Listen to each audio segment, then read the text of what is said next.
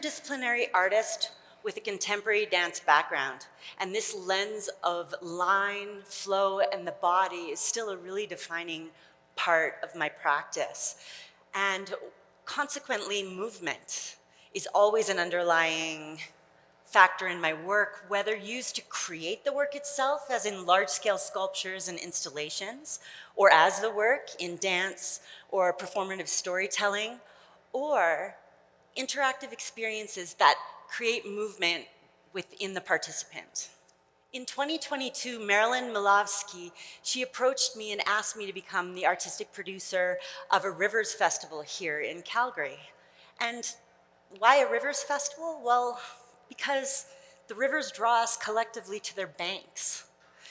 Because these spaces, we share them with rocks, plants, animals, birds, insects, and because water is life.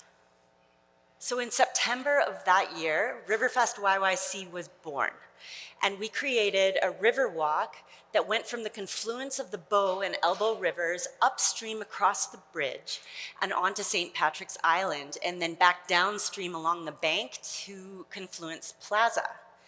And the walk was 2 weeks in duration, and it had 5 signs along the way that the public could scan QR codes and interact with the artwork that was created at those stops. So stop 1 was an origin story of Mohkinstsis, and it was written by Professor Eldon Yellowhorn, and it was read by Elder Leonard Bastian. Stop 2 was a photo essay by Tony Sateri, and he collected black and white images of the island and the banks.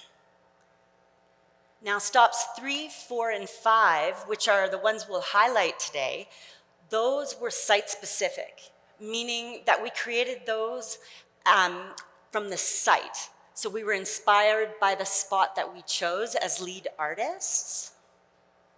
And these works are going to be discussed individually by myself, Adora, and Morag.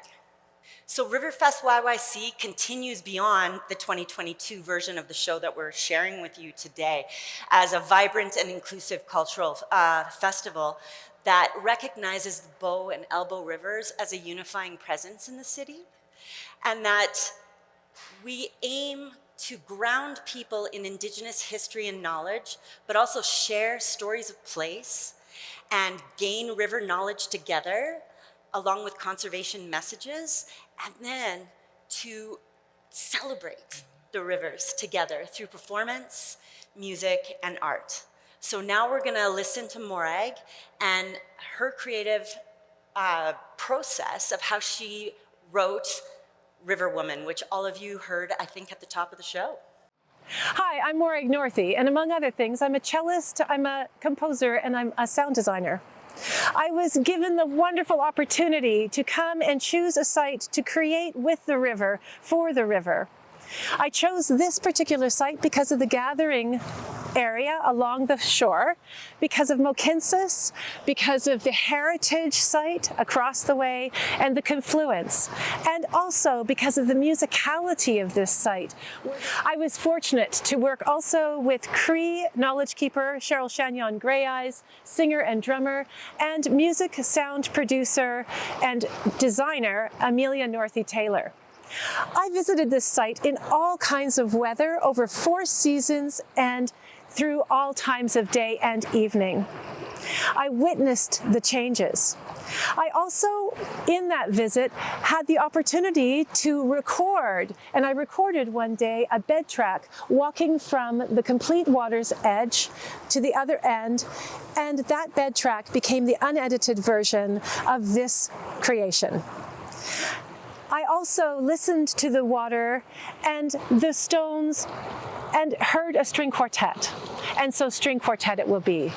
The strings take us, falling and playfully cascading from sky to mountain to waterfall to stream. And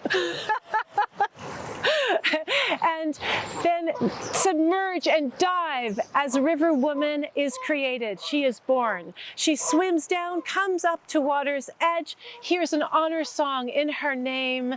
She's happy. She moves over. There is a beautiful peninsula where she hears a bird song hymn. A thunder strikes. Raindrops fall, pizzicato through the strings, and she swims downstream. I'm Adora Nwofor, and I am going to share a little bit of my process in creating poetry for RiverFest.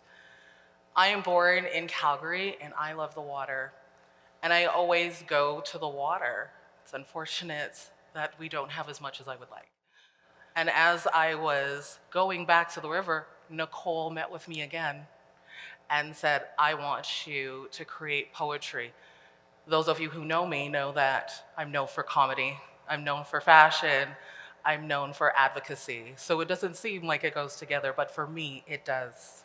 Flow for me is a practice that happens in my daily life. So I think about what I wanna do, who I wanna be, how I wanna connect and contribute to the world that I'm in, and how I wanna grow. And every time I grow, I find another connection that brings me to another place that is beautiful, that helps me heal, that helps me grow. And I'm doing it again here. And I'm so happy to share my piece that I wrote that is about healing and flow. I didn't know then, but here we are now. It's all in alignment. Thank you. See, two places that meet. Sometimes I feel like it doesn't include me. Water is for everybody. Water is not commodity. It is for all of us. Always includes me. Take me to the river. Take me to church. It's a journey. It's a long journey for me. Welcome to the Church of Statuesque, where water is sacred. Water revives, rejuvenates, literally part of my chemistry. When I come here, I remember I am one with Earth. By the water, I become one with nature.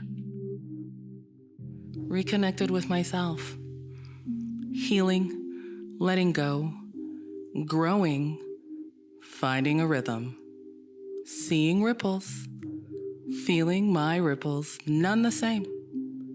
Some up, some down, rolling, splashing, some droplets, some calm. Humanity, combining many things is natural. Don't resist. Polyolithic is foundational to how we exist. Water is a warrior too.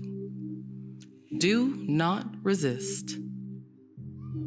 As much as it gives, the forward flow will wash away, washing away onto another plane, another journey. Be thankful for the experience. We will meet someday. H2O or water, a shapeshifter, but also hydrogen and oxygen. Chemicals we access, but human alone could never recreate. It's a chemical reaction as a force of nature. Reflect on the paths we have taken. Recognize cooperation with nature is our contribution to nature. We cannot coerce. It's a gift, an honor to receive many journeys. This water is beauty, regardless of consciousness.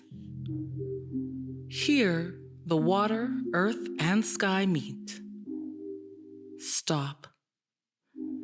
In gratitude of nature as a force, humanity as a force, the connection is a propeller. As the water meets the shore over and over and over, to refine, redesign what was will disappear. This is practice, reverence. What began as observation of other turns into personhood reclaimed. OFA, land back, knowing that as we see the rivers right here, they connect us to many we will never know. This spot, this water, this moment is a gift of connection to an unending story. I'm going to speak about the dance piece now that was stop 5 on our journey along the river. And it was called What of Your Own Water? And it was originally choreographed actually back in 2005 and was the last 5 minutes of a 20-minute piece, a duet between myself and Alana K. Jones. I was the choreographer and she was a dancer with me. And the movement was inspired by the flow of water, specifically the way current hits the kelp in an ocean forest. And even though I was lucky enough to perform this piece many times on stage, it never felt complete to me because I always wanted to immerse that movement in water. And so this project gave me the opportunity to do that.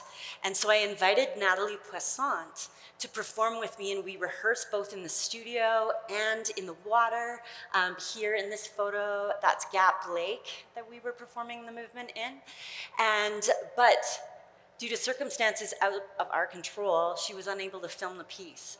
As soon as I gave up the notion that the other performer had to be a woman, then flow came back to the process of creating this film.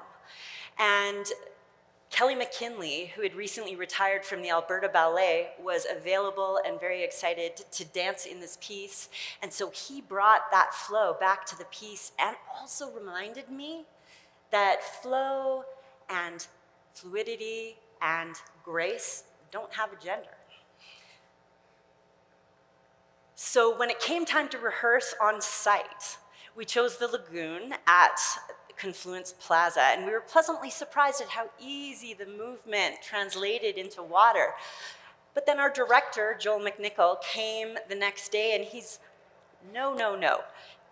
Off you go out into the strong July current of the Bow River, because that's where we're going to be filming this piece. Our footing was unstable, the current was rushing against us, but what happened was it created this excitement within the movement and all the things happening around us, and it actually activated our costumes in such a way that they became a dancing entity with us along with the river. So please enjoy.